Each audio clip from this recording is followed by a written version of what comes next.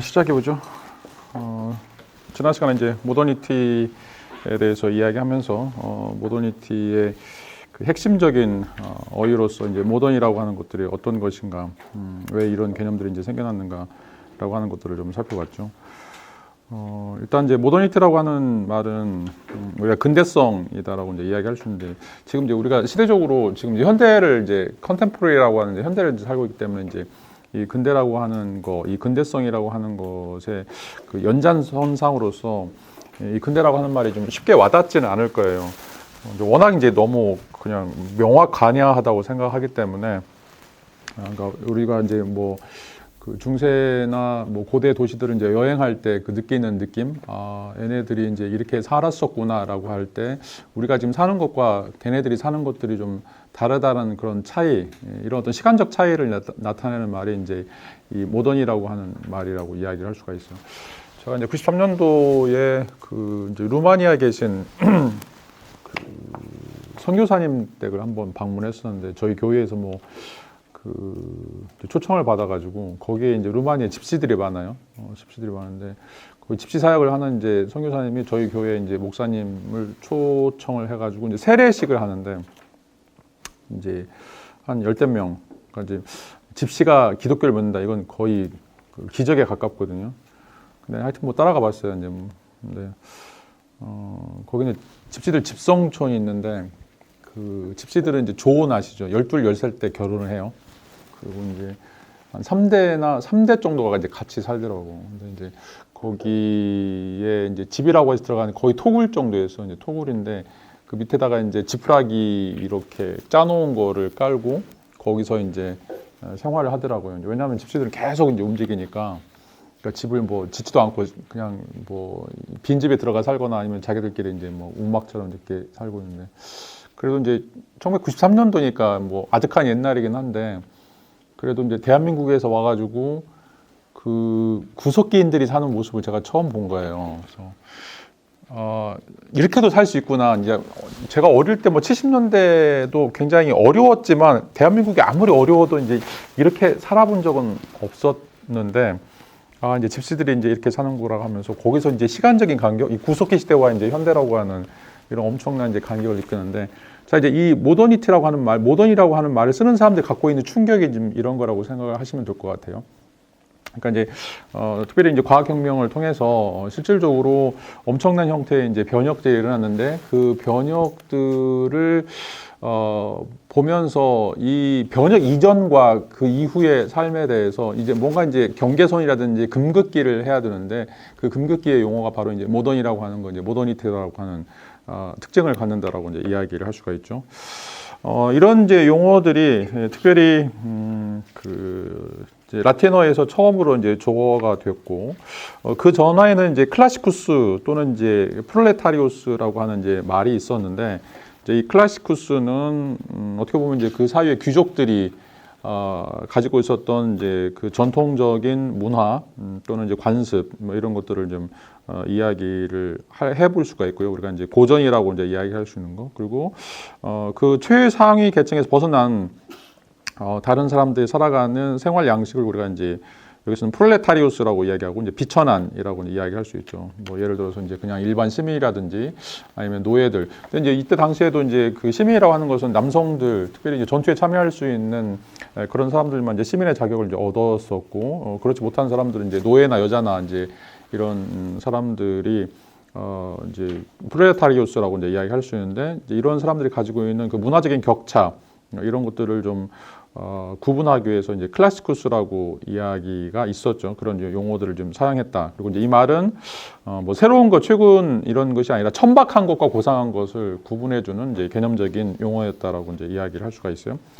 자, 그런데 이제 이런 그 고대의 우리가 뭐 헬레니즘이라고 이야기할 수 있는, 또 이제 헤브라이즘이라고 이제 이야기할 수 있는 이런 이제 문명에서 멀어지면 멀어질수록 실질적으로는 이제 사람들의 그 현장에서 벌어지고 있는 그 문화적 관습과, 그다음에 우리가 이제 고전이라고 하는 문화적 관습이 이제 굉장히 큰 차이가 계속해서 벌어지면서, 뭔가 지금 우리가 살고 있는 시대를 표현할 수 있는 용어들을 요구했었고 이제 그런 용어들을 이제 처음에는 네오테리쿠스라고 이야기했어요. 네오테리쿠스는 이제 그리스 말에서 이제 나온 것들인데 이런 새로운 형태의 이제 용어를 제조해야 되겠다라고 하는 조합해야 되겠다라고 하는 열망들이 생겨나게 되고 이게 이제 그 비로소 5세기 6세기 거치면서 이제 모데르누스라고 하는 지금 우리 시대 현대라고 하는 형태의 이제 용어들이 생겨나게 됐다라고 이제 이야기를 할 수가 있죠.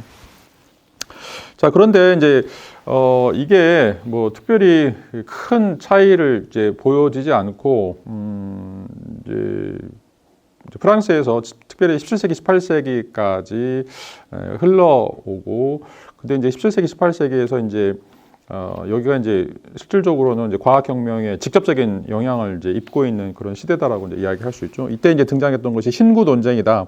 그러니까 이제 우리가 지금 현대를 살아가는데, 근대를 살아가는데 이게 단독으로 우리가 만들어 놓은 것인가 아니면 이것도 여전히 고대라고 하는 것으로부터 영향을 받아서 우리가 단순하게 그들의 어깨 위로 올라가서 우리가 기여하는 것은 없지만 그들의 어깨 위에 올라가서 지금 세상을 이렇게 뭐 과학기술이라고 하는 걸 통해서 잘 살고 있는 것인가의 이제 논쟁들이 17세기, 18세기 이제 벌어졌다고 말씀할 수 있죠. 이게 이제 신구 논쟁이다라고 이야기할 수 있고, 그래서 이제 처음에는 대부분 다 이제 그 베르나르의 격언처럼 거인의 어깨 위에서 우리가 서 있고, 그리고 이제 거인보다 더 멀리 볼 수 있는 난장이다. 근데 이제 자기들은 이제 난장이다라고 하는 생각들이 여전히 이제 유효했었고, 그런 어떤 난장임에도 불구하고 실질적으로 이 고대인들이 우리에게 가르쳐줬던 다양한 형태의 이제 과학적 지식들 이런 것들이 우리를 성장하게 했던 그런 뭔가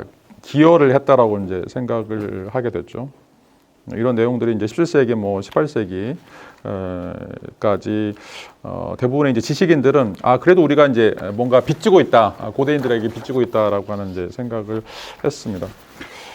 근데 이제 과학혁명이라고 하는 게 여러분 이제 잘 알다시피 1543년부터 1687년까지 한 150년 정도 진행이 됐었는데, 첫 번째는 1543년에 나온 코페르니쿠스의 이제 천구의 회전에 대한 거죠. 그러니까 이게 이제 가지고 있는 함의는 천동설에서 지동설로 이제 바뀌는 거죠. 다시 말하면 우리가 지금 보고 있는 것과 실제로 세계가 돌아가고 있는 것들이 좀 다르다는 거죠. 우리 눈에는 항상 해가 뜨고 진다라고 이제 생각했는데, 실질적으로 해가 뜨고 지는 게 아니라 지구가 지금 태양의 주위를 공전하고 자전하면서 공전한다라고 하는 거고, 우리가 볼 수가 없는 거죠. 그러니까 이제 여기서 엄청난 이제 격변이 일어나니까 우리가 보는 게 가짜다라고 하는 생각이죠. 우리가 지금까지 감각지각을 통해서 알아왔던 지식들이 전부 다 잘못됐다라고 하는 것이 바로 이제 이 코페르니쿠스가 이제 이야기했던 천구의 회전에서 1543년에 이제 등장했던 아주 커다란 이제 충격이었고, 그다음에 이제 150년 뒤에 1687년에 이제 뉴턴이 프린키피아 마테마티카라고 하는 이제 수학의 원리라고 하는, 자연철학의 수학의 원리라고 하는 책을 이제 발간하게 되는데, 자, 여기서 이제 우리가 알 수 있는 이 모든 것들이 수학이라고 하는 어떤 동질성을 갖는다. 그리고 수학을 통해서 하나로 모두 다 표현할 수 있다라고 하는 이제 커다란 세계관이 또 만들어진다라고 이제 이야기를 할 수가 있어요. 아리스토텔레스 자연학에 따르면 이 세계는 둘로 되어 있어요. 어떤 세계냐면 달 아래 세계와 달 위의 세계거든요. 그러니까 이제 우리가 천구가 있다라면 이 달 아래에 있는 세계, 그러니까 이제 여기에서 세고 있는 이제 우리가 현상이라고 하는 세계가 있고, 근데 이제 이 달 위에 있는 세계는 초월적인 세계이고, 그다음에 이제 완전한 세계이고 신의 세계이고, 이런 세계가 이제 구분되어 있다라고 생각을 할 수가 있어요. 그래서 여기서 다루고 있는 것은 자연학이라고 하는 것이고, 이 자연학을 떠나서 존재하는 것들은 여기서 이제 형이상학이라고 이야기할 수 있는 학문적인 방법들이 서로 다르다라고 생각을 했어요.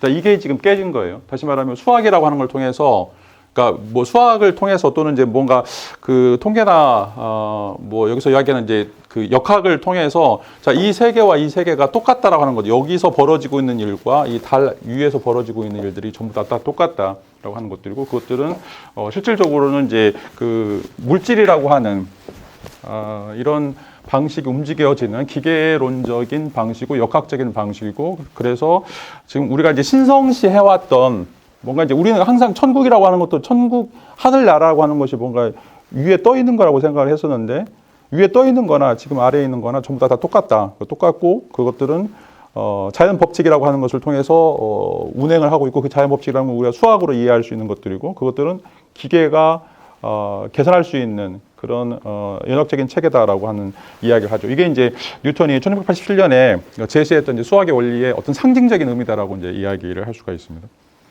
이제 이런 초기에는 이제 이런 어떤 과정이라고 하더라도 실질적으로는 우리가 알고 있는 그런 어떤 모든 것들은 여전히 이 고대의 뭐 자연학이든지 아니면 뭐 아리스토텔레스 목적론적인 그런 어떤 학문적인 체계 뭐 이런 것들을 이제 전부 다 이제 도움을 받았다라고 이제 이야기를 할 수가 있는데, 이런 초기에 이제 좀 약간 겸손했던 이런 태도가 완전히 이제 뒤바뀌게 되죠. 그런 의미에서 이제 처음에 이제 과학혁명이라고 하는 것들이 서서히 이제 부상할 때 그 충격들을 좀 인지를 못하는 상황이었는데, 이제는 이제 18세기, 19세기 이제 들어가면서 이제 과학이 뿜어내고 있는 엄청난 형태의 괴력 또는 그것들이 가지고 있는 어떤 상징적인 효율성 이런 것들이 완전히 이제 트렌드를 바꾼다라고 이제 이야기를 할 수 있어요. 그래서 이제 그런 것들이 예를 들어서 철학에서는 이제 공리주의라고 하는 방식으로 우리가 지금까지 생각해왔던 선 또는 이제 조음이라고 하는 것들도 우리의 어떤 감정들과 관련되고 우리가 측량 가능한 것, 우리가 수학적으로 이제 우리가 환원할 수 있는 어떤 것들에 기초를 해야 된다라고 하는 데 생각들을 갖게 되고, 그런 의미에서 이제 아주 큰 형태의 이제 변화들이 이제 일어나게 되는데, 일단은 이제 초기에는 여기서 이야기하고 있는 것처럼 고대나 중세가 여전히 우리 시대의 하나의 이제 밑거름이 되었다라고 하는 이제 생각들이 지금 상징적으로 거인 어깨 위에 있는, 그리고 그렇지만 거인보다 더 멀리 바라볼 수 있는 현대인들의 모습들을 이제 이렇게 묘사하고 있다라고 이야기를 할 수가 있습니다. 자, 이제 이런 과정들을 이제 거치면서 18세기 말 또 19세기 초에 이제 두 가지 형태의 이제 모더니티가 드러난다라고 이제 이야기를 했었죠. 자, 그 하나의 이제 모더니티는, 그러니까 모더니티는 이제 현대성, 근대성, 이제 근대인들이 살아가는 심리적 구조들을 이제 이야기를 하고 있는데, 자, 그 중에 하나가 바로 이제 부르주아 모더니티. 자, 이건 이제 뒤에 가서는 이제 계몽주의라고 하는 이성주의, 합리주의, 이런 것들의 이제 그 단초가 되는, 사람들의 심리적 구조다라고 이야기를 할 수가 있어요. 그래서 5페이지 보시면 진보, 과학기술, 또는 이제 시간 측정, 또 이성 숭배, 추상주의, 뭐 이런 것들, 그리고 그 안에서 이 자유라고 하는 개념, 이런 개념들이, 기존 고대나 중세에서 보여지지 않았던 형태의 이제 새로운 그 차이점, 어떻게 보면 이제 현대인들이, 근대인들이 고대인들을 훨씬 더 앞서 나가는 가장 어떤 중추적인 역할이라고 이제 이야기를 할 수가 있죠. 그래서 이제 계몽주의라고 하는 것이 한마디로 이야기하면 인간에게는 이제 이 이성이라고 하는 것들이 디폴트 값으로 이제 주어져 있고, 그래서 더 이상 우리가 신이라든지 사제라든지 아니면 교회에 의존할 필요가 없이 어떤 것이 진리인지 허위인지 이런 것들을 우리의 추론을 통해서 전부 다 계산해 나갈 수 있다라고 하는 것들이고, 이제 공리주의에서도 마찬가지인 것처럼 쾌락이라고 하는 것을 어떻게 이제 측정할 것인가 이런 문제들도 얼마든지 인간들이 다양한 방식들을 통해서 이제 접근 가능하다라고 하는 것들이고, 그래서 더 이상 형이사학적 원리로서 인간의 삶이든지 도덕이든지 어떤 분야든지 굳이 이제 설명할 필요가 없는 거죠. 단순하게 우리가 이제 역학에서 뭐 자연학이라고 이야기할 수 물리학이든지 뭐 생물학이든지 여기에서 빌려올 수 있는 그런 특징들을 통해서 인간을 이제 설명하려고 하는 그런 시도다라고 이야기할 수가 있어요. 자, 근데 이제 이 부르주아 모더니티 또는 역사적 모더니티 또는 이제 계몽주의라고 하는 것들이 다 같은 용어들인데, 근데 이제 이거는 이제 인간이 가장 뛰어난 그 지성을 가지고 있다라고 하는 것으로부터 이제 출발하고 있죠. 만약 이제 인간이 이성이 없다라면 이성적인 사유라고 하는 것들도 별로 이제 큰 의미를 갖지 못할 텐데, 자, 여기에 이제 가장 철학적인 기초가 된 사람이 바로 이제 데카르트의 코기토 개념이죠. 인간이라고 하는 것은 이성이라고 하는 것을 가지고 있고, 그리고 이제 이성이라고 하는 것은 사유하는 존재이다. 그리고 이제 찰스 테이가 이야기한 것처럼 여기서 이제 이 자아라고 하는 것은 자기의 신체를 바라보는 어떻게 보면 이제 정신과 실체의 이제 분리가 되면서 그 초연한 자아라고 하는, 자, 이런 어떤 개념들이 이제 생겨나게 되죠. 그러니까 자기가 자기 자신을 측정하고 평가하고 자기가 살고 있는 세계를 평가할 수 있다라고 하는 어떤 근본적인 태도라고 이제 이야기를 할 수가 있죠. 우리가 계속해서 이야기하자면 우리는 지금 이제 어불견수라고 물고기는 절대로 자기가 살고 있는 물을 볼 수 없다라고 하는 건지 이제 토대했는데 그래서 우리가 신이라든지 뭔가 초월적인 존재를 끌어왔거든요, 계속. 근데 이제 데카르트는 초월적인 것들을 이제 제거해 버리고 인간이 물고기임에도 불구하고 내가 물을 관측할 수 있고 물 속에 사는 것들을 내가 생생하게 기록하거나 경험할 수 있다라고 이야기를 해 왔기 때문에 이제 이런 의미에서 새로운 형태의 사조로서 부르주아 모더니티가 이제 등장했다라고 이야기를 할 수가 있어요. 이성 중심주의, 합리주의라고 이제 이야기를 하는 것들이죠. 자, 그래서 이제 뭐 지난 시간에도 얘기했지만 레셔널리즘을 어떻게 해석하느냐에 따라서 이제 고대에 속하는 건지 아니면 이제 현대 철학을 하는지를 알 수 있어요. 이걸 이제 레셔널리즘 대부분 다 현대 철학자들은 이걸 이성주의로 번역하거든요. 근데 그 전에는 합리주의라고 번역을 했어요. 합리주의. 합리주의라고 하는 말은 리에 합치한다는 얘기거든요. 자, 이성주의는 라티오라고 하는 라틴어에서 나오고 라티오라고 하는 것은 계산이라고 하는 말, 계산할 수 있는 거. 이성주의라고 하는 것은 뭔가 계산 가능한, 추론 가능한 이런 것들을 이제 레셔널리즘이라고 얘기하는데 지금 이제 컴퓨터 AI처럼 챗 GPT처럼 이제 주어진 연산을 수행하는 것들이죠. 자, 그런데 고대에서는 합리라고 하는 거, 리라고 하는 게 합쳐져야 돼요. 그래서 이제 컨셔스니스라고 우리가 양심이든지 의식이든지 다 이런 용어를 쓰고 있는데 이제 꿈이라고 하는 라틴어하고 스키오라고 하는 라틴어가 합쳐졌는데 아는다라고 하는 게 스키오란 말이고 꿈이라고 하는 말이 뭐뭐과 함께인데 누구와 함께하냐면 신과 함께해요. 그러니까 인간은 단순하게 스스로 계산하거나 추론할 수 없고 뭔가 초월적인 뭐 그게 이제 능동 이성이 됐든 초월적 이성이 됐든 절대 이성이 됐든 어떤 그런 것들의 힘에 의해서 인간이 사고가 가능하다고 해서 그것에 합치하는 것이 바로 이제 이성주의. 이제 뭐 우리가 관념론이라고 이야기할 수 있는 형이상학적인 원리였는데 이게 이제 완전히 산산이 나버리죠. 데카르트의 코기토가 그건 자기가 충분히 이런 계산할 수 있는 능력들을 가지고 태어나고 더 이상 신과 합치되거나 뭔가 초월적인 것들과 합치될 필요가 없다라고 이제 주장하는 것이 바로 이제 코기토 개념이고 이런 것이 바로 부르주아 모더니티라고 이제 이야기를 할 수가 있어요. 자, 그런 반면에 이 부르주아 모더니티, 역사적 모더니티 또 이제 계몽주의 모더니티의 반발이 생겨났는데 그게 이제 바로 이제 미적 모더니티라고 이제 이야기를 할 수가 있어요. 자, 여기서 이제 미적이다라고 하는 것은 뭐 아름답다라고 하는 의미가 아니라 자, 감성적이라고 하는 말이에요. 감성적 모더니티라고 이제 이야기하는 것들이죠. 그래서 이제 저희가 이제 다룰 때 이제 뭐 미학도 마찬가지고 미학이 미에 대해서 다루는 학문이 아니에요. 그러니까 미와 관련된 감수성, 감정 그런 어떤 파토스에 관한 것들을 다룰 때 우리가 이제 미학이라고 하는 것이고, 미학과는 다른 개념이 바로 이제 예술 철학이라고 하는 거죠. 그러니까 예술 철학은 이제 다 포함이 돼요. 더 상위 개념이라고 이제 이야기할 수가 있어요. 그래서 미학은 우리가 작품을 감상할 때 우리가 느끼는 그 심리적인 구조, 감정들 이런 것들에 포커스를 맞춰서 이제 이야기를 한다라면 지금 이제 우리 칸트가 우리에게 뭔가 예술 작품을 감상할 때 우리에게 만족을 준다, 뭐 쾌를 준다, 불쾌를 준다 이런 것들 다 이제 미학에 들어가는 거죠. 왜냐하면 감정을 터치하는 것들이니까. 자, 그런 반면에 예술 철학은 뭐 예술이란 무엇인가, 또 예술의 이제 사회적 기능이라든지 아니면 뭐 이런 어떤 포괄적인 문제들이 바로 이제 예술 철학과 관련돼 있어요. 그건 이제 단순하게 이제 감정만 관련된 것들이 아니라 감정과 이성과 이제 뭐 사회적인 거 이런 것들 다 포함하고 있다라고 이제 이야기를 할 수가 있죠. 여러분 헷갈리면 안 돼요. 특별히 철학과 출신들 예술 철학하고 미학하고 헷갈리는 사람들 굉장히 많더라고요. 똑같은 거라고 생각하는데 똑같지가 않습니다. 그러니까 여기서 이제 미적이라고 하는 것들도 여기서 에스테틱이라고 이제 하는 말이니까 인간은 그러면 이성만 가지고 있고 그러면 이성 외에 다른 것은 존재하지 않는가라고 하는 거죠. 여기서 지금 주장하는 것은 인간에게는 감정이라고 하는 게 있다. 파토스라고 하는 게 있고, 그 다음에 이제 무의식이라고 하는 것들도 있고, 이성으로 환원될 수 없는, 그러니까 이성과는 다른 어떤 것들이 이제 있다라고 이제 이야기를 할 수가 있습니다. 지금 우리 이제 박준 선생님이 그 데카르트의 이제 감정론에 대해서 이제 연구를 하고 계시는데, 대부분의 사람들은 데카르트가 감정론을 다루고 있다라고 하는 사실도 모르고 있어요.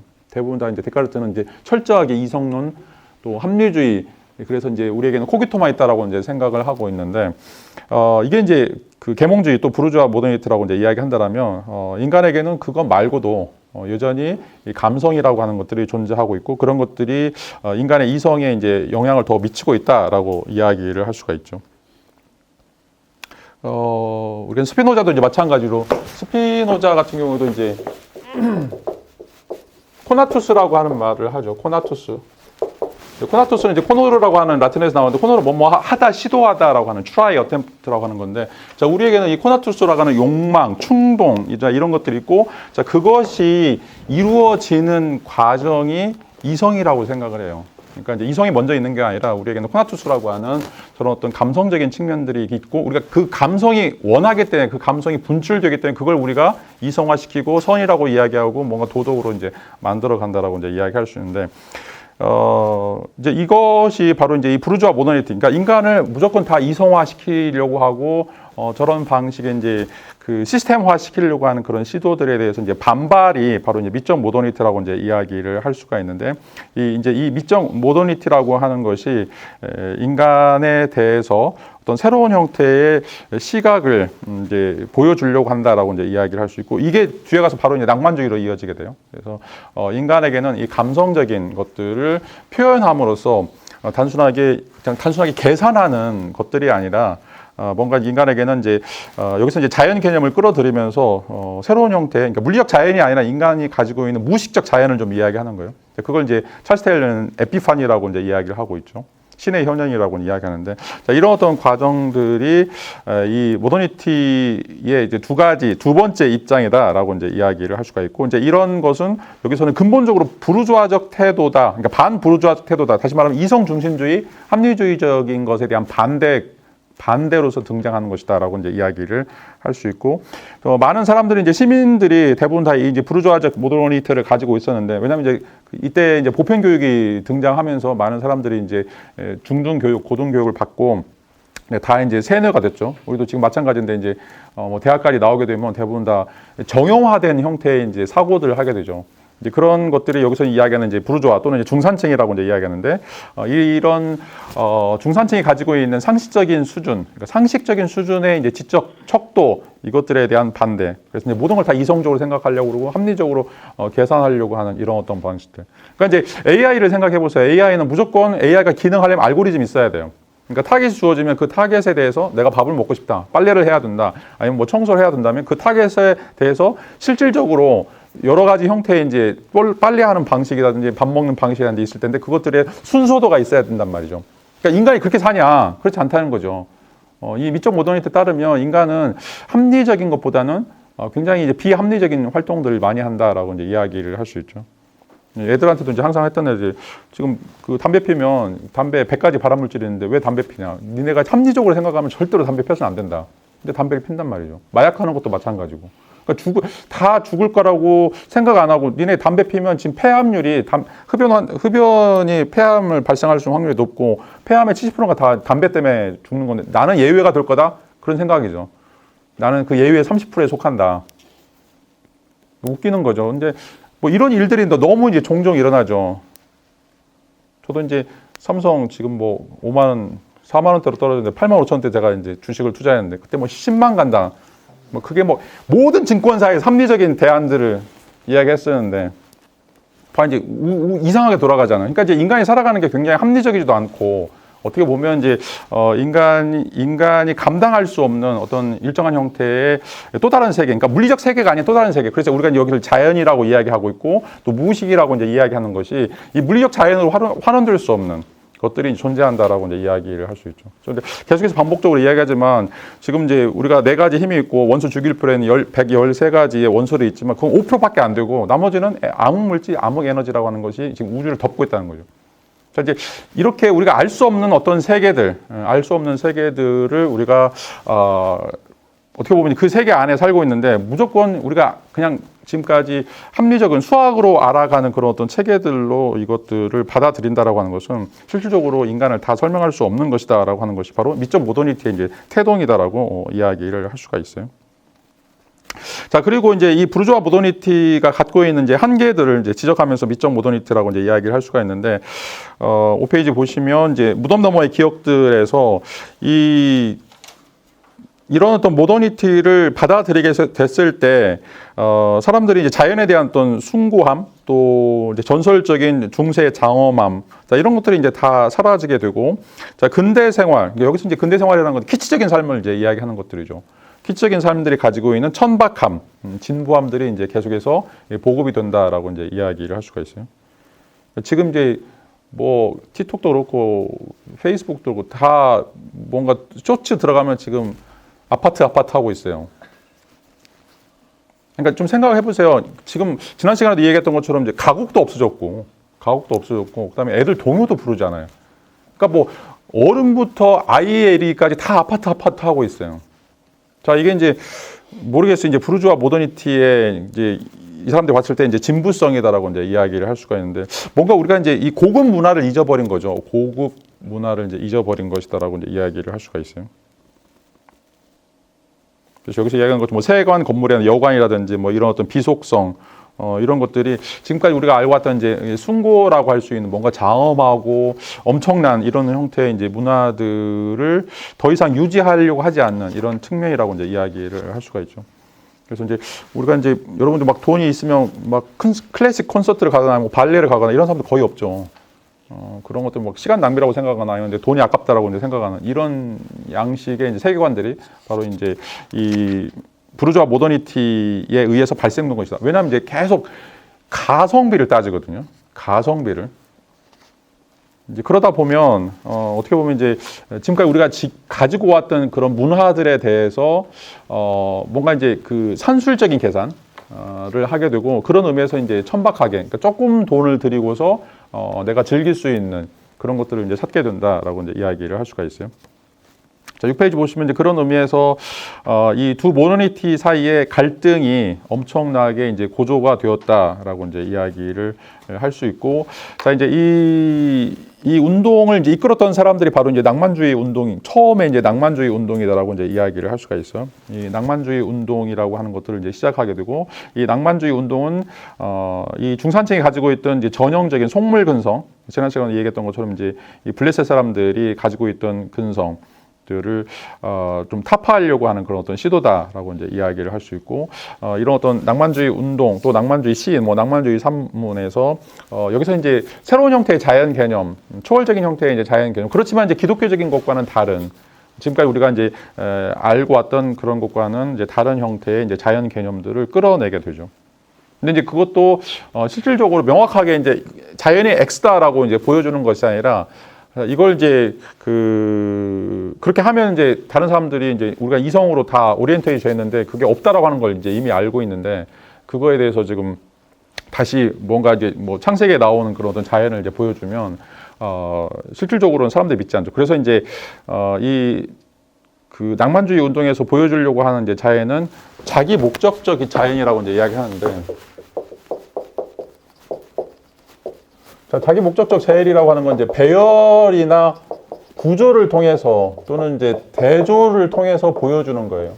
그러니까 이제 예를 들어서 엄청나게 이제 산이 있거나 아니면 이제 뭐 큰 바도가 있거나 이런 것들을 겹쳐서, 그러니까 여기서는 하나님이 있지 않, 뭐 신이라든지 뭔가 있지 않아요. 근데 이런 것들을 보면 이제 여기서 말하는 이제 뭐 약간 숭고적인 것들인데, 그런 것들을 보면 뭔가 아득하게 뭔가 있을 것 같다는, 어떤 초월적인 어떤 것이 있을 것 같다라고 하는 형태가 드러나도록 만드는 것, 거기에 이제 몰입할 수 있도록 이제 만들어주는 건데, 그런 의미에서 이제 내가 보는, 자기가 개입되는 형태의 이제 자기 목적적인 형태의 자연 개념이다라고 이제 이야기를 할 수가 있어요. 그러니까 뭐 내가 없더라도 따로 이제 절대적으로 존재하는 어떤 그런 신 개념이나 자연 개념이 아니라 나와 관련해서, 그래서 제가 이제 눈길도 이제 말씀드렸는데, 산에 올라갈 때 눈이 내렸을 때 내가 어떻게 걷느냐라고 하는 것이 눈길이 만들어지는 이제 과정이라고 이야기할 수 있는데, 그런 형태의 이제 자연 개념들이 이 낭만주의가 만들어가는 것들이고, 그 낭만주의가 이제 만들어가는 것들은 여기서 지금 이제 블레셋 근성이라고 하는 이 속물 근성이라고 하는 것들을 제거하기 위한, 이 부르주아 모더니티가 가지고 있는 속물 근성을 제거하기 위한 이제 시도다라고 이제 이야기를 할 수가 있죠. 여기서 이제 문화적 위기가 왔다라고 이제 생각할 수가 있고, 지금까지 우리가 이제 그 장엄함이라든지 엄숙함이라든지, 적어도 이 카톨릭 교회에서 또는 이제 그리스 신화, 헬레니즘이나 모더니즘, 아니 헬레니즘이든지 아니면 이제 그 뭐죠, 그리스 신화를 통해서 아니 이제 헤브라이즘이든지 이런 어떤 두 가지 것들이 굉장히 다 초월적인 것들을 이야기한단 말이죠. 그런 것들이 이제 이 근대에서 완전히 이제 사라져 버리게 되는데, 이제 그런 것들을 다시 한번 이제 불러 일으키려고 하는 어떤 시도들이 바로 이제 낭만주의고, 이제 낭만주의 앞쪽에 이제 신고전주의라고 이제 이야기를 할 수가 있죠. 자, 여기서 이제 속물과 현학자의 이제 구분을 좀 하고 있는데, 일단 이제 현학자는, 이제 이 사람들이 이제 조금, 그 부정적으로 이제 생각하는 것들인데, 뭐라고 할까요? 그러니까 여전히 지금 고대에 머물러 있는 사람들이죠. 여전히 이제 고대에 머물러 있는 사람들이라고 이야기할 수 있고, 현대를 살면서 아예 현대는 이제 써보지 않고 내가 알고 있는 세계만, 특별히 이제 고전과 관련된 세계만 이제 진정한 세계인 것처럼, 정말 이제 그것들이 엄청난 세계인 것처럼 이제 이해하는 것이 이 현학자의 태도라고 이제 이야기를 할 수가 있어요. 그러니까 지금도 동양 철학도 이제 마찬가지고, 특별히 이제 훈구와 가는 사람들이 이런 현학자적인 태도들이 되게 많죠. 그래서 제가 이제 뭐 요즘에는 고전학교 잘 안 나가는데, 고전학교라든지 뭐 고전 철학회 나가면 지금도 뭐 그리스어로 텍스트를 읽어요. 뭐 중세 철학도 이제 마찬가지고. 근데 그냥 2,500년 전에 거기서 살고 있는 거예요. 못 빠져나오고 있어요. 그래서 뭐 지금 엄청난 형태의 뭐 과학 이론도 그렇고 사회학 이론도 마찬가지고 경제 이론도 마찬가지인데, 여전히 뭐 아리스토텔레스가 이야기한 거를 그냥 그 교조주의 상태로서 그게 진리인 것처럼 이야기를 하고, 근데 되게 자기들은 되게 엄청 신나서 그것들을 읽고 막 토론하고 그래요. 그것도 이제 다 이제 서울대 애들인데, 서울에 있는 애들인데, 이제 좀 멀리서 쳐다보면 쟤네들 뭐 하지라는 좀 생각이 들더라고요. 그러니까 저는 이제 물론 이제 고대 철학 전공자임에도 불구하고 저는 이제 아리스토텔레스나 플라톤을 이제 존경하지만 그게 뭐 영원한 진리라고 생각하지 않거든요. 나는 이제 그것들을 어떻게든지 적용해야 된다고 생각해요. 그런 어떤 생각들을 엑기스를 뽑아서 그게 이제 현대 사회에는 어떤 방식으로 적용될 수 있을까라고 하는 것들을 이제 고민해야 되는데, 자, 그런 고민 없이 그냥 그 세계만, 그 옛날 시절만 좋았다, 그 옛날 시절이 여전히 우리 시대를 이끌어야 된다, 그런 거 외에는 다른 것은 전혀 지식도 아니고 학문도 아니다라고 하는 사람들이 바로 여기서는 현학자다라고 이제 이야기를 할 수가 있어요. 그래서 이제 속물 개념하고 이 현학자 개념하고는 좀 다르다라고 이야기를 할 수 있고, 이 현학자들은 아예 이제 높은 그 산에 올라가서 내려오지 않는 사람들을 이제 이야기한다라면, 자, 이 속물 개념은 아까도 얘기했던 것처럼 굉장히 지적으로 이 중산층이기 때문에 굉장히 세련되고 합리적인 판단을 하는데, 그 사람들이 가지고 있는 기초적인 문화적인 생활은 그냥 아파트 이것만 좋아하는 거예요.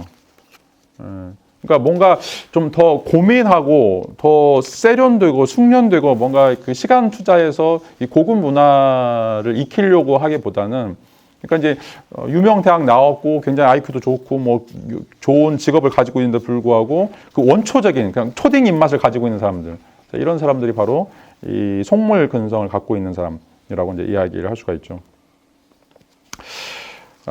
이제 이런 그 사람들에 대해서 이제 낭만주의가 처음에 이제 비판하게 되고, 이제 또 낭만주의도 실질적으로는 이제 이런 어떤 속물주의를 극복하지 못했다라고 이제 이야기를 할 수가 있죠. 그래서 이제 프랑스에서 이 낭만주의에 대한 비판이 또 나오면서 그때 이제 아방가드로 가게 되는 이런 어떤 역사적인 이제 과정이 이제 일어나게 된다라고 이제 이야기를 할 수가 있습니다.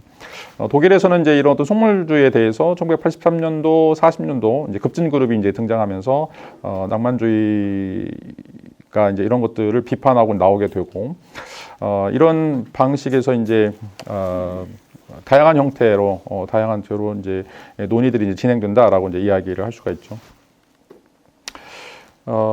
이제 엥겔스가 쓰고 있는 이제 이 이야기를 좀 보면, 그의 작품에서 나타나는 동시대 독일에 대한 교태의 관계는 두 가지 방식을 취한다. 어떤 때 그는 그것에 대한 적대감을 표출한다. 그는 이제 고츠나 프로메테우스, 파우스터 같은 그것에 이제 저항하지만 다른 경우에는 이제 그것에 친밀한 태도를 이제 보이며 순응한다. 가끔 이제 그는 세계에 대한 경멸로 가득 찬 도전적이며 냉소적인 천재성을 드러내지만, 또 다른 때는 소심하고 자기 만족적이며 속 좁은 속물성을 보여준다라고 이제 이야기를 하고 있습니다. 자, 이제 뭐 어떻게 보면 이제 속물들에 대해서 비판하고 있는 낭만주의, 또 낭만주의 내에서도 또 이제 이루어지고 있는 실질적인 이제 속물성, 이런 것들을 이제 엥겔스가 비판을 하고 있는데, 엥겔스가 볼 때는 이제 그 독일의 지식인들, 그 지식인들이 가지고 있는 태도가 굉장히 이제 이중적이라는 거죠. 왜냐하면 이제 시대 정신을 뛰어넘으려고 하는 이런 어떤 노력도 하지만, 또 동시에 그 시대 정신에 그때 당시의 시대 정신에 이제 너무나 친밀한 태도를 보이고, 그 안에서 안주하려고 하는 이런 어떤 두 가지 양가적인 태도, 이런 태도들이 바로 이제 이 속물들이 가지고 있는 근본적인 특성이다라고 이제 이야기를 할 수가 있어요. 말은 굉장히 유창하게 잘해요. 근데 자기의 어떤 기초적인 신념과는 다르게 자기의 행동은 여전히 그 속물적인, 여전히 대중적이고, 여전히 천박한 이런 것들을 이제 벗어나지 못하는 자, 이런 특성들을 이제 보여주게 된다라고 이야기할 수 있고, 자, 그래서 이제 어떻게 우리가 이제 이 속물을 벗어날 수 있을 것인가라고 하는 이제 대안이 등장하게 되는데, 그게 바로 이제 신미화라고 이제 이야기를 하죠. 뭐 이제 신미화 또 이제 뒤에서 이야기하는 이제 예술을 위한 예술이다라고 이제 이야기를 할 수가 있어요.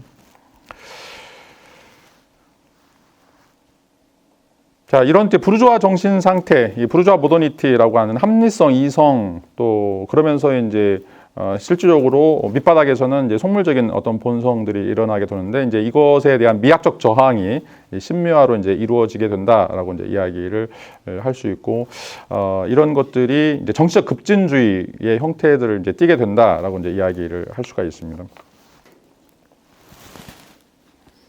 자, 이게 이제 프랑스에서는 이제 특별히 이제 예술을 위한 예술 또는 이제 데카당티즘 이라고 이제 이야기를 할 수가 있는데 뭐 이게 이제 뭐 상징주의라든지 탐미주의 이런 어떤 방식도로 이제 일어나게 되고 여기서 지향하고 있는 운동의 모토는 이제 저속한 세계관, 그다음에 공리주의적 편견, 또 비열한 수능성, 천박한 취미를 가진 중산층을 포괄하는 이런 어떤 모더니티, 다시 말하면 역사적 모더니티, 부르주아 모더니티에 대한 반동이다라고 이제 이야기를 할 수가 있습니다. 그러니까 이제 앞에서 이야기했던 그 속물 근성들을 어떻게 제거할 것인가, 그리고 이제 이 문화적 위기라고 하는 것들을 어떻게 극복할 것인가라고 하는 이제 방식이고, 지금까지 이제 계속해서 그 기독교적인 정신 또는 이제 고대 헬레니즘의 정신, 이제 이것들에 안주하고 있는 또 현학자들, 이런 사람들을 어떻게 또 개조할 것인가, 이런 어떤 전반적인 운동이 바로 여기서 앞에서 이제 이야기했던 이제 그 미적 부르주아 이제 그 미적 모더니티라고 이제 하는 것이고, 그 미적 모더니티가 이제 가지고 있는 특징을 특별히 이제 프랑스에서는 예술을 위한 예술 또 이제 데카당티즘이라고 이야기를 할 수가 있습니다.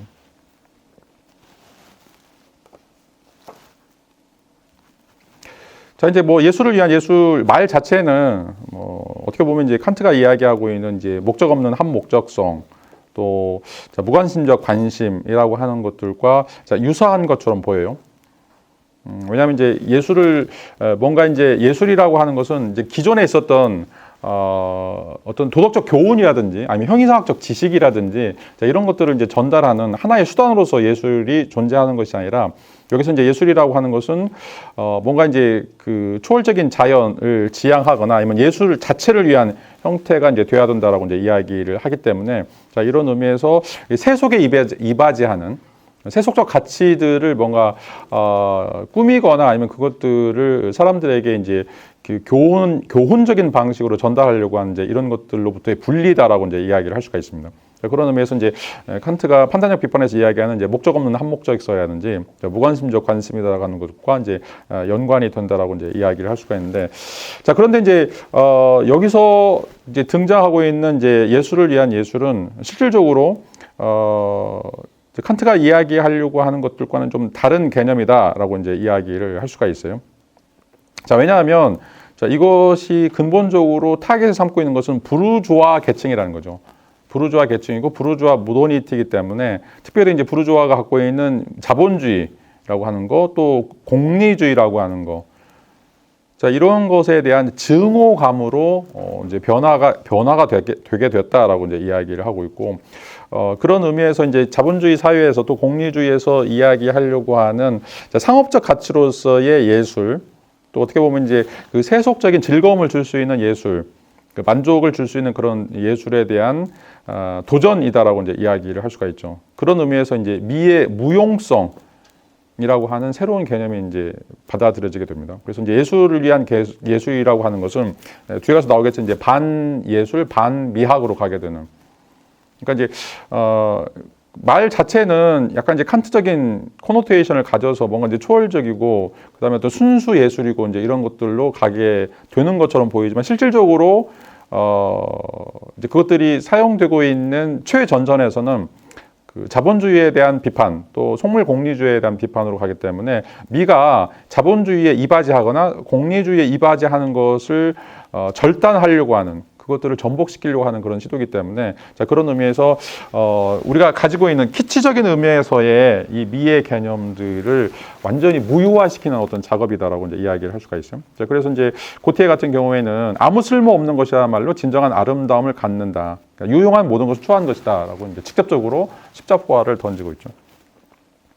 그러니까 우리가 지금까지 이제 그 아름다움이라고 하는 것이 도덕적 교훈이든지 아니면 형이사학 지식을 우리에게 전달하는 것이든지 아니면 사람들에게 뭐 만족을 주는 것이든 뭔가 항상 유용성이 있었어요. 자, 그래서 우리가 이것 때문에 이제 미라고 하는 것을 또는 이제 예술이라고 하는 것을 이제 사용해 왔는데 자, 이게 이제 자본주의 하에서 특별히 이제 부르주아 손에 들어가면서 너무 이제 천박하게 속물 근성을 갖고 있는 사람들에 의해서 그것들이 가지고 있는 기능들이 이제 역겹게 느껴지고 있기 때문에 실질적으로 이 새로운 형태의 이제 아방가드 새로운 형태의 이제 근대 예술가들은 이것을 완전히 파괴하는 방식으로 그래서 아름다움은 더 이상 아름답지 않는 거 그리고 아름다운 것은 더 이상 유용하지 않는 것이라고 하는 개념들을 살게 되죠. 여기서부터 이제 미의 개념들이 사라지게 돼요. 더 이상 이제 예술에서는 미를 다룰 필요가 없는 거죠. 이제 미라고 하는 것은 아름다움이라고 하는 것은 이제 어떻게 보면 실질적으로 자본가 계층에 의해서 이용당하는 그런 어떤 개념들이기 때문에 여기서 이것들을 탈피하고 이제는 이제 예술이라고 하는 개념이 형식이라고 하는 개념으로 바뀌게 돼요. 형식이 새로운 형식을 창조하고 새로운 의미를 만드는 그게 이제 아름답지 않더라도 이제 모두가 다 허용이 되는 것들이죠. 형식을 만들어내고 뭔가 이제 새로운 이제 의미를 만들어낼 때 그것들이 실질적으로 이제 더 큰 가치들을 이제 갖게 된다라고 이제 이야기를 할 수가 있습니다. 그리고 이제 그 뒤에서도 이제 이야기 되겠지만 이제 이 예술 개념은 이제 그 무목적성의 이제 이상이 아니라 예술은 전적인 무상성이어야 된다. 라고 이제 이야기를 하고 있고, 이 무상성이라고 하는 것은 예술이라고 하는 것은 실용적 목적 없이 아무런 것에 이바지하지 않고 오직 그 자체로 존재하는 어떤 것이어야 된다라고 하는 것이 바로 이제 예술이라고 이야기할 수가 있어요. 그래서 이제 지금까지 예술의 개념, 아까도 얘기했던 것처럼 도덕적 교훈이든지 아니면 형이상학적 지식을 가져다 주든지 아니면 사람에게 만족을 가져다 주는 여러 가지 그런 어떤 이익과 또는 편리와 관련되어 있는 것들을 벗어나야 된다라고 하는 주장들이 바로 이제 이 무상성이고 이 무상성을 끌어들이는 이유는 뭐냐면 딱 한 가지예요. 부르주아 쟤네들 다 죽여야 돼. 뭐 부르주아 애들이 그러니까 부르주아 애들이 귀족이 아니란 말이죠. 근데 자기들은 귀족과 되고 싶어요. 귀족보다 훨씬 더 돈이 많아요. 그래서 내가 귀족과 같다라고 하는 걸 보여주기 위해서 문화나 예술을 끌어들인 거죠. 근데 니네들이 하고 있는 문화나 예술이라고 하는 게 쓰레기야라고 하는 것이 바로 지금 이제 여기서 이야기하고 있는 예술을 위한 예술이다라고 이야기를 할 수가 있어요. 니네가 정말 그 예술을 이해나 할 수가 있어? 니네가 콘서트 가서 들어서 듣는 그 음악 허상학적으로 네가 분석이나 할 수 있어? 데생도 한 번도 안 해보고 네가 이 그림 이해할 수가 있어? 이런 거죠. 어떻게 보면 이제 남들은 이 장애인이 되기 위해서 평생 데생하고 있고 평생 악기를 연주하고 이런 사람들이 가지고 있는 그런 어떤 고도의 테크닉들을 하나도 갖추지 않고 단순하게 내가 부르주아니까 내가 사회적인 계층이 높으니까 이런 거는 내가 당연히 즐겨야 돼, 당연히 가져야 돼. 그래서 뭐 비싼 차 타고 뭐 핸드백 몇 천만 원씩 가지고 다니고. 근데 이제 그러면 뭐예요? 머리에 든 게 없는데 지금 이게 이제 예술가들이 공격하고 있는 특징이다라고 이제 이야기를 할 수가 있죠. 그래서 이런 이제 예술이 속물들에 이바지하는 이런 형태의 이제 예술은 더 이상 그 존재의 의미를 상실했다라고 하는 것들이고 그런 의미에서 이제 그 속물성을 벗어날 수 있는 예술을 지향하자라고 하는 것이 바로 이제 예술을 위한 예술이다라고 이제 이야기를 할 수가 있습니다. 그런 방식들이 이제는 이제 그 많은 이제 그 아방가드 예술가들에게 하나의 이제 그 영감들을 이제 주게 되는데 지금 이 사람들 볼 때는 근대 문명이라고 하는 게 완전히 타락했죠. 그러니까 고대나 중세 같은 경우에는 그래도 그 문화적인 그 역할들을 해오는 굉장히 중추적인 뭐 장인들이라든지 중추적인 이제 귀족이라든지 어떤 이제 계층들이 있고 그런 흐름들이 이제 면밀히 이어져 왔었는데 그런 굉장히 웅대함이나 굉장히 숭고함들을 이제 이 자본가들이 자본주의의 그 부르주아들이 이제 만지면서 완전히 다 아작을 낸 거죠. 그것들을 완전히 이제 그 가치들을 떨어뜨렸다라고 이제 이야기를 할 수가 있어요. 그래서 이제 이 사람들 볼 때는 이제 근대 문명이라고 하는 것이 굉장히 키치적인 것이고 굉장히 이제 추한 것이다라고 이제 이야기할 수 있는데, 자, 근데 이제 이 사람들에게 이제 태스크가 주어진 거죠. 그걸 어떻게 이제 개선할 것인가? 라고 하는 이제 문제이고, 근데 이제 그거를 개선한다고 할 때, 그냥 다시 고대로 돌아가자. 우리가 이제 그린버가 이야기했던 것처럼 이제 뭐 알렉산드리시즘이라든지 아니면 이제 아카데미시즘이라든지 이렇게 이제 다시 고대 그리스로 돌아가자, 뭐 고대 이집트로 돌아가자, 이거 갖고는 이제 안 되는 거고, 그런 게 안 된다고 했을 때 어떤 방식으로 새로운 형태의 이제 예술을 이끌어낼 수 있을 것인가라고 하는 것이 바로 이제 근대적인 형태의 예술이다라고 이제 이야기를 할 수가 있습니다.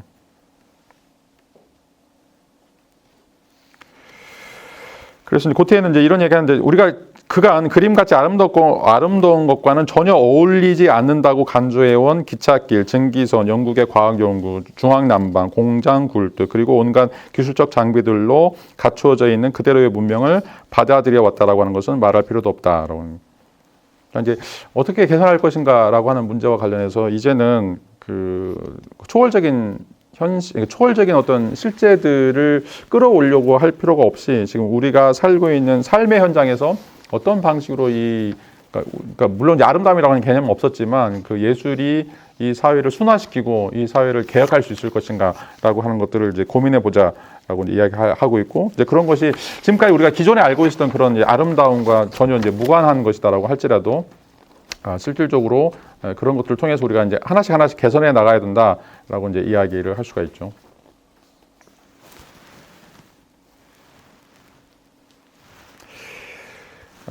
이제 보들레르도 마찬가지고 고티에도 이제 마찬가지고, 이 사람들이 이제 그래도 현실과 약간 이제 그 뭐 타협이라고 할 수 있을까, 아니면 이제 절충주의라고 이제 할 수 있는 것이, 자, 근대 문명은 이제 구제할 수 없다. 그리고 이제 너무 이제 추악한 것이다. 그래서 이제 그거를 완전히 거부해 버리자라고 하는 것도, 이것도 하나 이제 위험한 극단적인 길이다라고 이제 이야기하고 있고, 이런 의미에서 이제 어떤 방식으로 이것들을 고쳐 나갈 것인가에 대한 고민이 바로 이제 모더니즘의 시작이다라고 이야기할 수가 있습니다.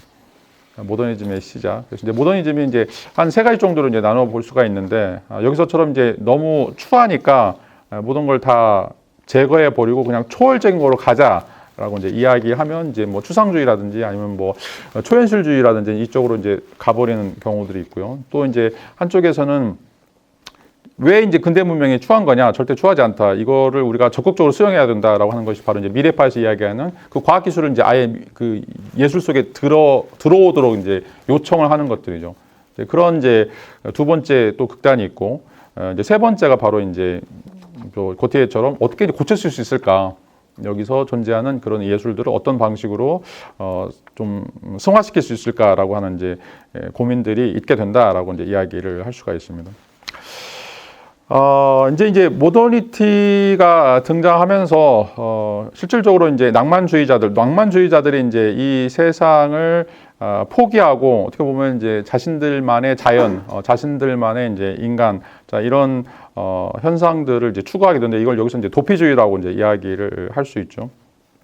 또는 또 이제 관학파라고 하는 것은 이제 실질적으로 아카데미시즘이라고 이제 이야기할 수 있는데, 아카데미시즘도 이거는 이제 완전히 이제 고대로 돌아가자라는 거죠. 고대 그리스로 이제 돌아가서 그냥 기교만 뛰어나도록 똑같은 주제, 뭐 성경에 나오는 주제든지 아니면 이제 신화에 나오는 주제든지 주제는 이제 똑같고 그거를 어떤 방식으로 잘 만들어 갈 것인가, 이것이 이제 관학파라고 이야기할 수 있는데, 자, 이제 이 모더니티가 등장하면서 이제 여러 가지 형태의 이제 운동들이 일어나는데, 이제 이 근대의 추함을 버리고 완전히 초월적인 세계로 들어가고 싶다, 뭐 들어가야만 한다라고 하는 이제 낭만주의자들이나 아니면 이제 아카데미시즘처럼 뭔가 우리가 갖고 있는 이런 것들이 실질적으로는 고대에서 이제 그 영향을 받은 것들이고, 이제 고대인들이 하지 못했던 더 정밀함, 더 고도의 추상화, 이런 것들을 이제 시도해 보자라고 이제 이야기를 할 수가 있는데, 이런 두 가지 그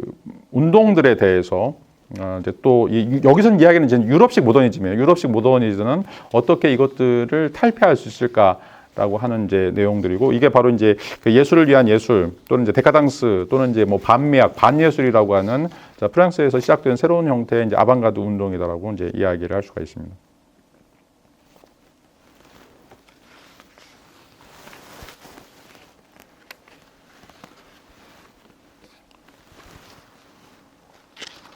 자, 이제 오늘 나눠드린 그 유인물로 이제 가시면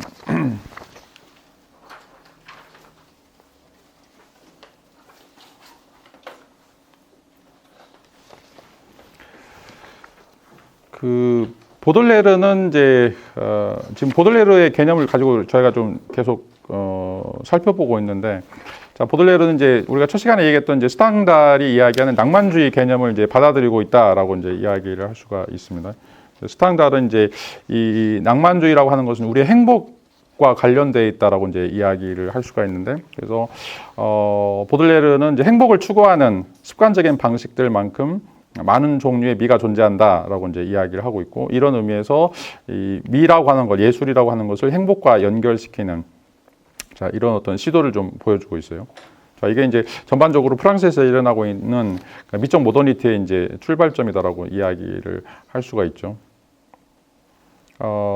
왜 이제 이런 일들이 일어났냐면, 이제 그 전까지만 하더라도 이제 기독교적 전통, 또 이제 헬레니즘 전통에서는 어떻게 보면 이제 초월적인 세계, 초월적인 지식, 또 초월적인 인간, 이런 것들을 우리가 이제 예술을 통해서 구현할 수 있을 것인가라고 하는 이제 문제가 가장 중요한 문제가 됐었는데, 이 이제 아까도 얘기했던 이제 과학혁명을 통해서 우리가 이제 합리적으로 계산할 수 있는 뭔가 우리가 확보할 수 있는 가능한 형태의 그런 것들을 이제 추구하면서 그런 그 추구 개념이 바로 이제 행복이라고 하는 개념이고, 그 행복이라고 하는 것은 우리 어떤 감성적인 것들을 활성화시키는 그런 역할들을 한다라고 이제 이야기를 할 수가 있죠. 그래서 실질적으로 이것도 이제 보들레르가 그 부르주아 모더니티를 극복하려고 하는 그런 시도이지만, 보들레르도 계속 지금 헷갈리고 있는 것 같아요.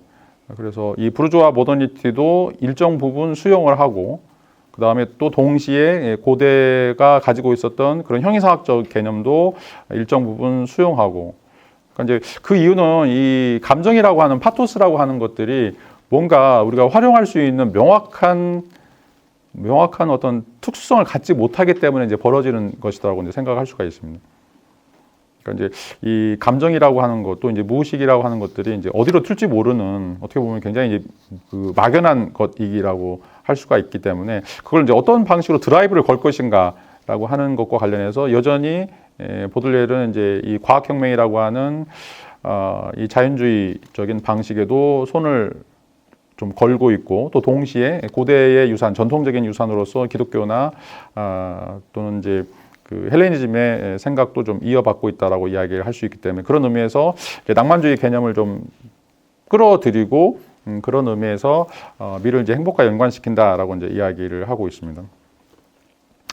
자, 뭐 인용구 읽어보시면, 사람들이 도덕, 사랑, 종교들을 이해하는 방식들이 있어온 만큼 많은 이제 이상들이 존재해왔다. 자, 그와 마찬가지로 낭만주의 또한 완전한 실행이 아니라 당대의 도덕과의 유비적인 개념화로 구성될 것이다.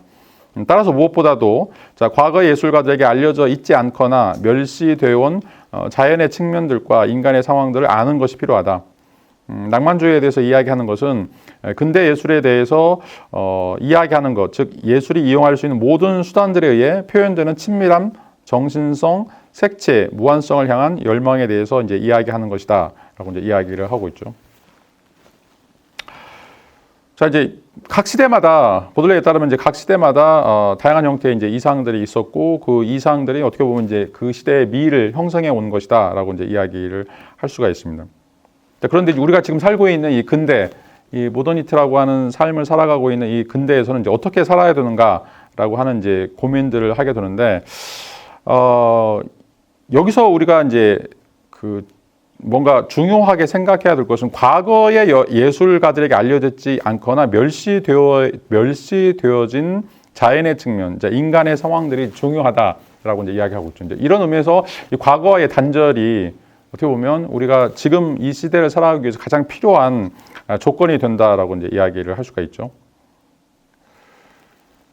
자, 그런 의미에서 이제 그 낭만주의에서 이야기하는 이제 미라고 하는 것은 실질적으로는 과거에 행해져 왔던 모든 것과는 이제 실질적으로 다른 것이고, 그 다른 것이라고 하는 것을 보들레르는 이제 혁신성이라고 하는 개념으로 이제 이야기를 하고 있죠. 혁신성, 노벨티라고 이제 이야기를 하고 있는데, 자, 이거는 이제 과거 예술가들에게 알려져 있지 않거나 멸시되었던 이런 것들이 바로 이제 이 근대 예술가들, 현대 예술가들의 성찰의 주제가 되어야 된다라고 이제 이야기를 할 수가 있어요.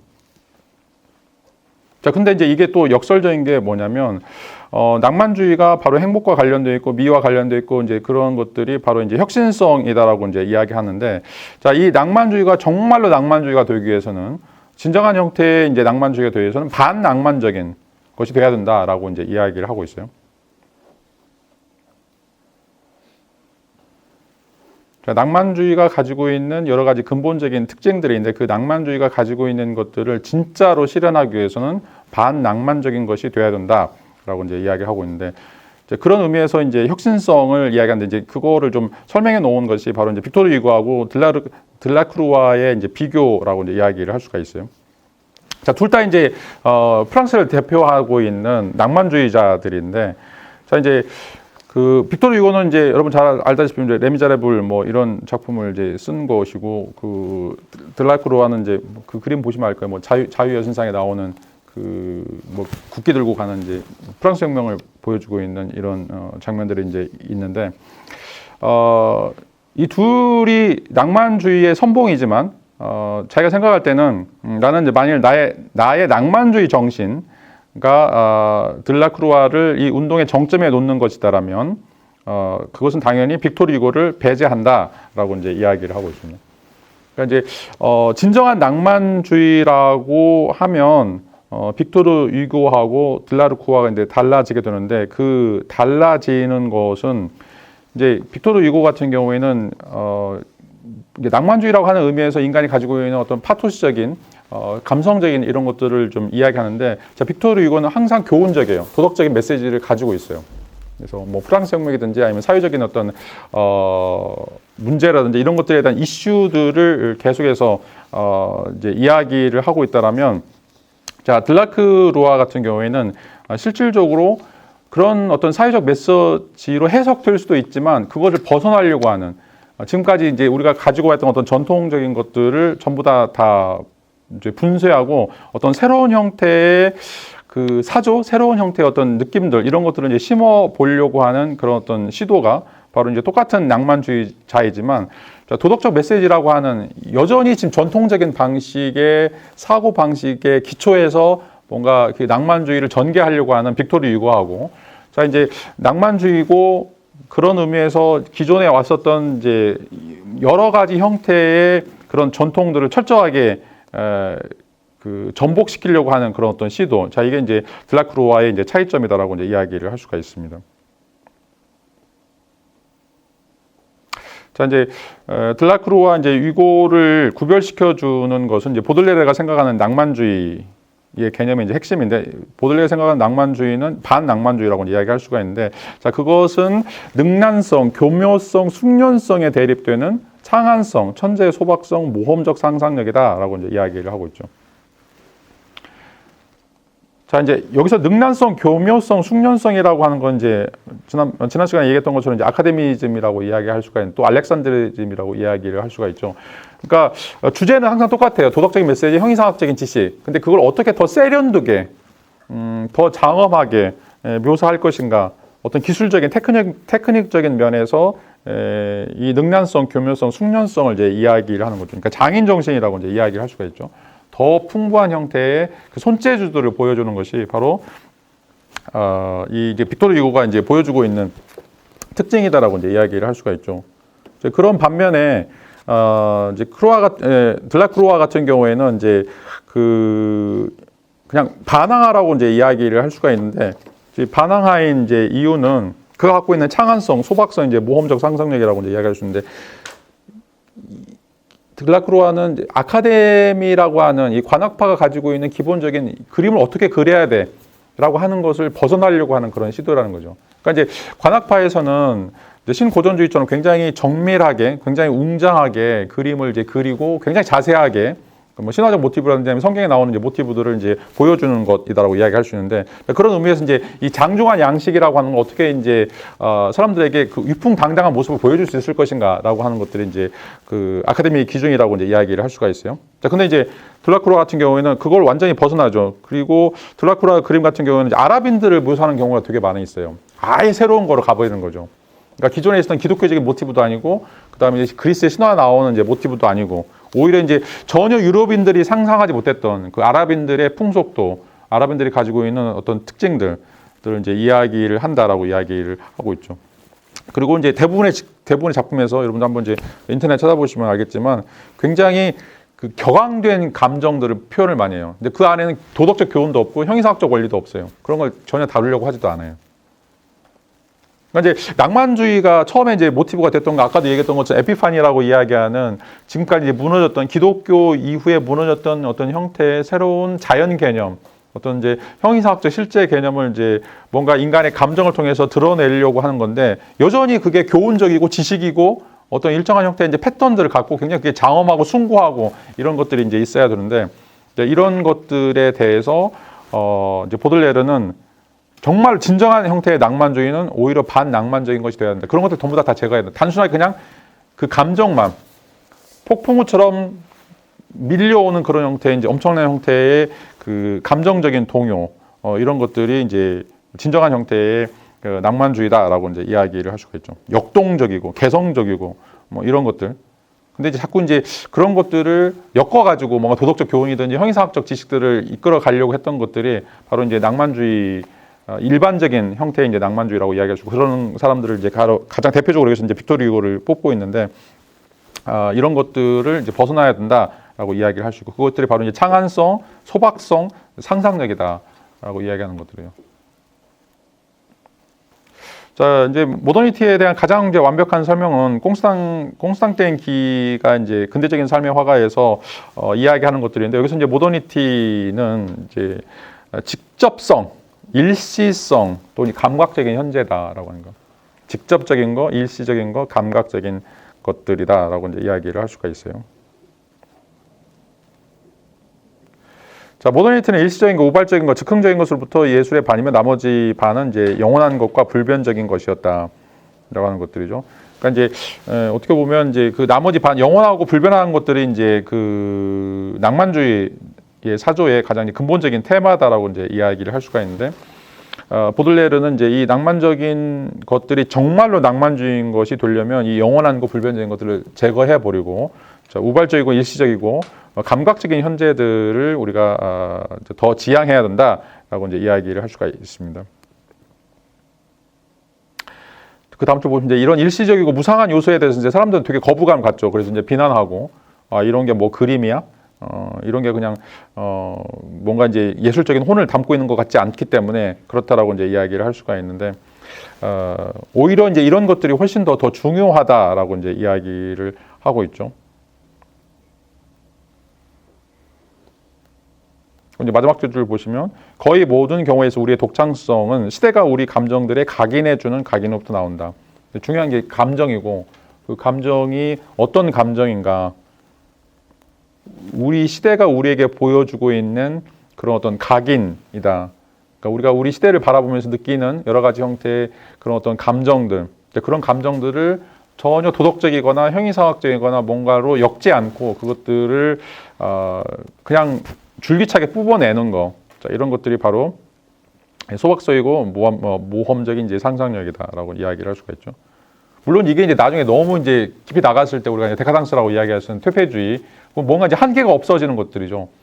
그래서 이제 그 그림이나 뭐 시나 문학 작품에서도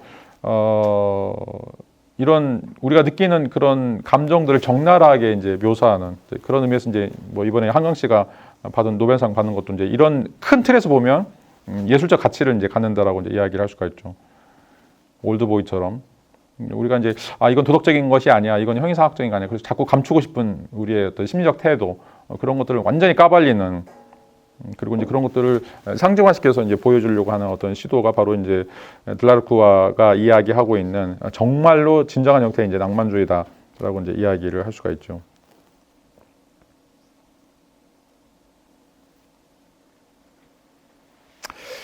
자, 그렇다면 이제 왜 모더니티는 과거의 어떤 것과 비교될 수 없는가라고 이제 하는 이야기를 하고 있는데, 보들레르에 따르면, 우리는 더 이상 과거로 돌아갈 수 없다.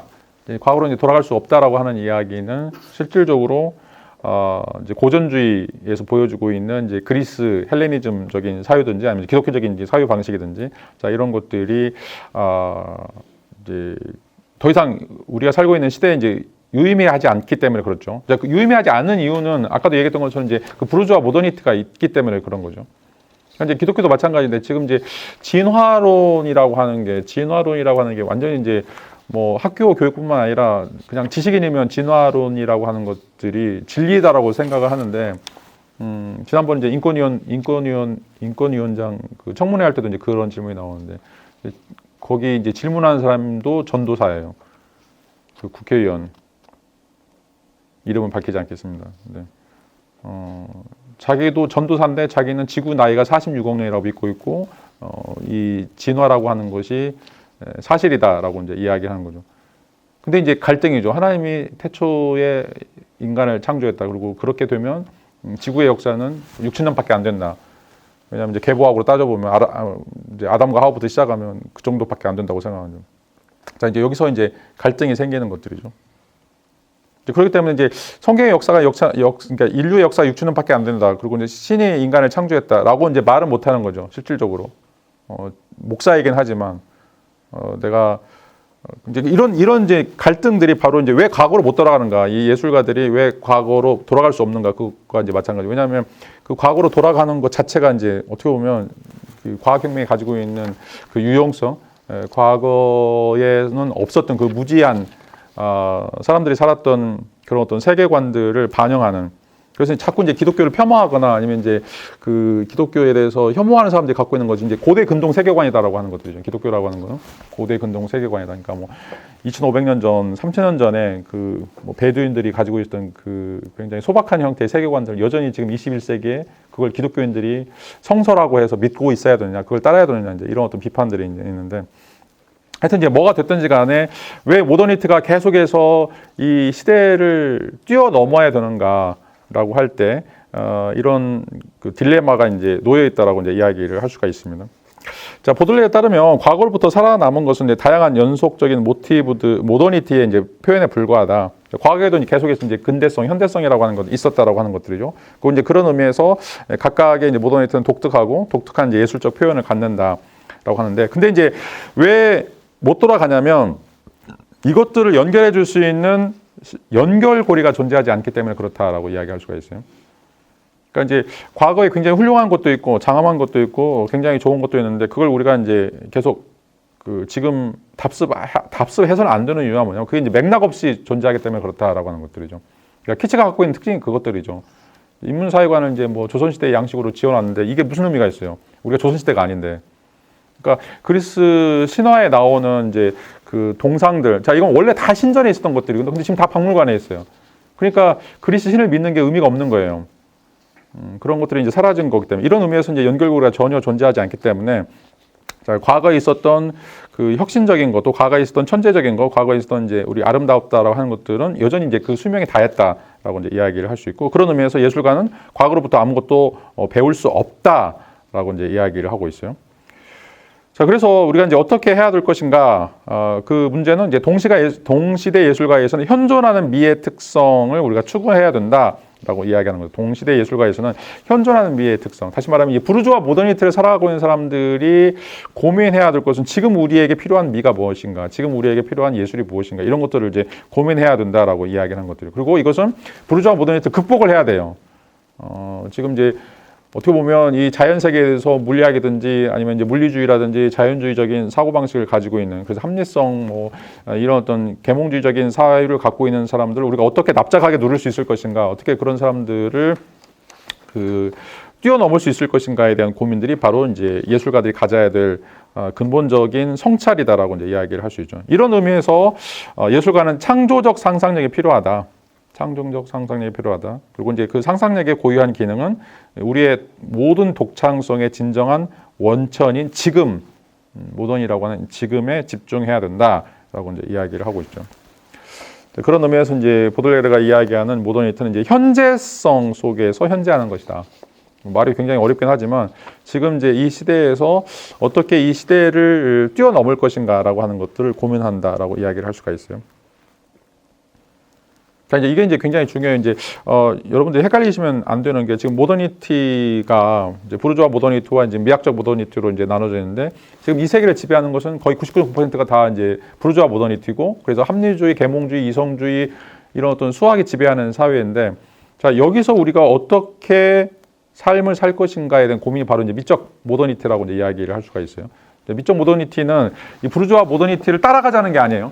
이거를 극복하자라고 하는 것이고 왜냐하면 그것이 인간을 전부 다 설명할 수 없는 거기 때문에 그러면 이제 인간을 설명할 수 있는 것들이 어떤 것인가에 대한 이제 고민들이고 그 고민이라고 하는 것들이 어떤 창조적 상상력을 통해서 우리에게 이제 새롭게 우리 자신을 이끌어 나갈 수 있는 어떤 것들이 이제 필요하다. 라고 하는 것들이고 이제 그런 것들은 1차적으로 앞에서 이제 얘기했던 건 1차적으로 지금 부르주아 모더니티들이 가지고 있는 예술 개념, 미 개념, 그 사람들이 가지고 있는 상식적 개념을 전부 다 전복시키는 거죠. 그것도 어떻게 다 뒤집을 것인가라고 하는 것들이 바로 1차적인 프랑스에서 발생한 이제 모더니즘 또 프랑스식 아방가드라고 이제 이야기를 할 수가 있어요. 이게 이제 나중에 그 히틀러가 들어오고 소련에서 이제 공산혁명이 일어나면서 전부 다 무너져요. 그때는 다시 이제 사실주의로 이제 넘어가게 되는데 그것들이 이제 실질적으로는 완전히 초전 박살이 나는 과정들이 이제 그 다음에 이제 있게 되는데 하여튼 그 사이에 18세기에서 19세기, 20세기 초까지 이제 이런 어떤 작업들이 벌어지게 된다라고 이제 이야기를 할 수가 있어요. 자, 그 다음에 이제 9페이지 보시면 니체의 이제 반시대적 고찰이라고 하는데 이제 왜 우리가 이제 과거로 돌아갈 수 없는가라고 하는 것에 대해서 이제 그 니체가 이야기하고 있는 건데 자 여기서는 이제 역사와 삶의 심오한 대립이 존재한다라고 이제 이야기하고 있어요. 니체가 이제 삶에 대한 역사의 남용과 유용과 남용에 대한 책에서 이제 이런 이야기를 하고 있는데 자 역사라고 하는 건 이제 우리의 기억이고 이제 삶이라고 하는 것은 우리의 이제 자연 발생적인 활동인데 자 여기에는 엄청난 갭이 존재한다. 그리고 이건 서로 이제 대립적인 것이다라고 이제 이야기를 하고 있어요. 그래서 이제 폴드만 같은 경우에는 이전의 모든 경험의 짐을 벗어 던진 채 어떤 활동에 자신을 내던지는 맹목성은 진정한 모더니티의 정신을 획득하고 있다라고 이야기를 하고 있고, 자 문학이라고 하는 것은 과거를 알 수 없는 행위, 즉 매개되지 않는 자유로운 행위와 구성적 친화력을 지닌다라고 이제 이야기를 하고 있습니다. 그리고 이제 니체를 높이 평가하는 것은 이 망각이라고 하는 것의 가치를 우리에게 보여주고 있기 때문에 그렇다라고 하는 것들이죠. 자, 우리가 이제 삶을 어떻게 살아갈 것인가라고 하는 문제와 관련해서 자, 어떤 사람들은 항상 역사를 기억하고 역사에 매달려서 역사에 함몰되어서 다는 사람들이 있고 어떤 사람들은 역사를 전부 다 망각하고 지금 살고 있는 삶의 현장 이것들이 이제 구분이 되는데 니체가 지금 원하는 삶은 지금 현재의 삶을 어떻게 살아갈 것인지를 고민하는 사람이라고 이제 이야기를 할 수가 있는 것들이죠. 자, 이건 이제 그 까뮤가 이야기하는 이제 철학적 사살하고도 이제 관련이 되는데, 까뮤가 이제 이야기할 때 철학적 사살이라고 하는 것은 뭐 계속해서 이제 말씀드리지만 형이사학적 원리 자꾸 끌어들이는 거야. 내가 지금 힘들고, 내가 지금 아프고, 내가 지금 뒤져 있는데 이것들을 내가 이해하기 위해서, 내가 나의 상처를 보듬기 위해서 뭐 신의 뜻이야. 아니면 이제 이렇게 되는 것이 운명이야 라고 생각하면서 모든 책임을 다른 것에 넘겨버리는 거죠. 이게 이제 철학적 자살이라고 이야기할 수가 있어요. 철학적 자살이거나 아니면 이제 생물학적 자살. 난 못 살겠어. 그리고 이제 자살해버리는 경우가 생물학적 자살인데, 이제 까뮤도 어떻게 우리가 삶을 살아갈 것이냐. 왜냐하면 이런 삶이라고 하는 게 이제 이 부정성이 주어져 있고, 아니면 이제 우리가 업서티라고 이야기하는 불합리한 이제 삶을 살아가고 있는데, 이런 삶을 어떻게 살 것인가, 역사를 기억하면서 자꾸 과거를 이끌어오면서 이렇게 삶을 산다라고 하는 것은 굉장히 불행한 삶이다라고 이제 이야기를 하고 있죠. 그래서 이제 그 다음 줄 보시면 모더니티라고 하는 것은 근본적으로 문학적으로부터 사라짐이자 역사의 거부이면서 또 문학의 지속성과 역사적 존재를 부여하는 원리의 역할들을 한다라고 이야기를 하고 있습니다. 역설적인데, 자 문학이라고 하는 건 역사의 거부다. 모더니티 문학은 역사의 거부다. 역사적으로 내려왔던 전통이든지 형이상학적 원리, 도덕적 이런 것들 다 거부한데, 그거를 거부를 하게 되면 그것이 우리에게 새로운 형태의 이제 역사나 새로운 형태의 이제 원리가 돼서 우리 삶을 이끌어가는 그런 과정들이 이제 이루어지게 된다라고 이제 이야기를 할 수가 있습니다. 자, 니체는 이제 역사를 이제 세 가지로 나눠서 이제 설명하고 있는데, 하나는 이제 기념비적인 역사예요. 하나는 기념비적. 이 기념비적 역사는 이제 과거에 엄청난 위대한 업적들을 항상 생각하는 거죠. 우리가 지금 뭐 세종대왕을 이야기하는 광개토왕 뭐 이런 것들 이야기할 때 이 기념비적인 역사고, 그러니까 이제 우리나라가 뭐 위대한 나라야. 지금 뭐 5천년 만에 지금 부흥하고 있어. 뭐 K-팝, K-문화 뭐 이런 것들이 우리나라가 정말 이런 문화들 때문에 잘 되고 있는 거야라고 이제 생각하는 것들이죠. 근데 이게 국뽕이죠, 국뽕. 어느 나라에 이제 이런 사람이 없는 사람이 어디 있어요? 다 있죠. 우리가 단군 시대부터 시작해가지고. 그다음에 두 번째는 이제 니체가 이야기하는 건 이제 골동품적 역사라고 하죠. 골동품적 역사. 골동품적 역사는 이제 전통을 보존하려고 하는 것들이죠. 그래서 뭐 향악이라든지 두레라든지 화랑 정신 뭐 이런 것들. 이게 과연 이제 구현될 수 있을 것인가 우리 시대에. 뭐 남존여비도 마찬가지고. 근데 이제 자꾸 이제 배운 사람들일수록 이 기념비적인 역사나 이제 골동품적인 역사에 함몰되는 경우들이 좀 많죠. 문자를 쓰는 사람들, 먹물 들어간 사람, 대부분의 먹물들이 이제 다 이렇죠. 대학 교수들, 뭐 지식인들 이런 사람들 보면 대부분 다 이제 이런 기념비적인 역사나 골동품적인 역사를 이제 지향하는 사람들이라고 이야기할 수 있는데, 이제 니체는 마지막으로 이제 비판적 역사를 제시하고 있죠. 과거로부터 결별해라. 과거가 아무것도 없다라고 생각을 해라. 라고 이제 이야기를 하고 있죠. 그리고 네가 고민해야 될 건 미래다. 미래를 어떻게 열어갈 것인가 라고 하는 것들이죠. 자, 인간도 이제 그 700만 전에 침팬지로부터 떨어져 나왔는데, 자, 인간이, 그러니까 뭐 현생 인류의 조상들이 계속 과거에만, 역사에만 머물러 있었다라면 굳이 아프리카 초원을 나올 필요가 없죠. 근데 계속 자신의 삶을 개척하는 과정을 통해서 직립보행을 하게 되고 송곳니도 없애게 되고, 송곳니를 없애는 건 이제 자기 무기를 버린다라고 하는 거거든요. 이제 이런 어떤 과정들을 통해서 끊임없이, 그다음에 이제 초원을 나와서 아프리카를 또 나오고, 그래서 뭐 그 유라시아로 퍼져나간 이런 과정 다 힘들죠. 그런 힘들기 때문에 만약에 이제 우리가 계속 그 에덴 동산만 생각하면 또 이제 그 초대교회만 생각하면 아무런 일도 이제 벌어지지 않는 것들이죠. 근데 이제 그것들이 과연 좋은 것인가라고 하는 문제이고, 지금 계속해서 이제 그 역동적인 사건들이 벌어지고 있는 시대가 바로 이제 이 근대의 시대였기 때문에, 여기서 어떻게 우리가 우리의 어떤 근본적인 정체성을 마련할 수 있을 것인가라고 하는 이제 고민을 하고 있다라고 이야기를 할 수가 있습니다. 그래서 이 보들레르는 모더니티라고 하는 것이 이제 그 현재의 반란이다. 현재의 반란이고, 기억의 안정성에 대한 끊임없는 도피고, 반복에 대한 차이를 제시하는 것이다라고 이제 이야기를 하고 있죠. 이게 이제 프랑스 아방가드의 출발점이다라고 이야기할 수가 있어요. 과거에 대한 현재의 반란, 기억의 안정성에 대한 끊임없는 도피, 그다음에 이제 반복에 대한 차이. 끊임없이 새로운 거, 앞에서 얘기했던 노벨티를 제시하는 거, 그리고 그것은 구체적인 현실 속에서, 이 현재성 속에서 찾아야 된다라고 하는 것들, 그리고 우리가 살고 있는 삶 속에서 그것들을 어떻게 이루어 갈 것인가, 역사를 망각하고 역사를 제거하고 이런 것들을 추구해야 된다라고 이제 이야기를 할 수가 있습니다. 좀 이런 이야기 들으면 굉장히 또 거부감이 들 거예요. 아니, 역사를 잊은 민족이 어떻게 살아남을 수 있을 것인가 라고 이제 이야기하는데, 뭐 우리나라 현실도 마찬가지로 계속 이제 일본과 또 중국과 뭐 우리나라에 이제 뭐 1000번 정도 전쟁이 일어나는데, 다 전쟁을 일으킨 놈들이 다 중국 놈들이고 일본 놈들이고 다 때려 죽여야 된다. 이렇게 생각하면 이제 걔네들하고 관계 개선이 이제 이루어질 수 없죠.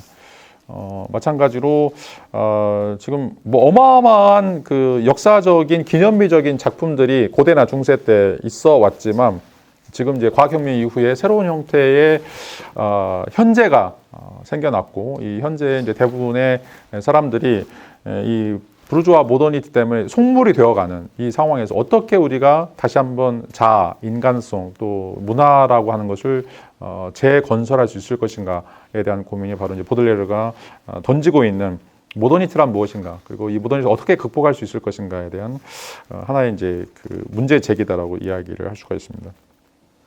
좀 잠시 쉬었다가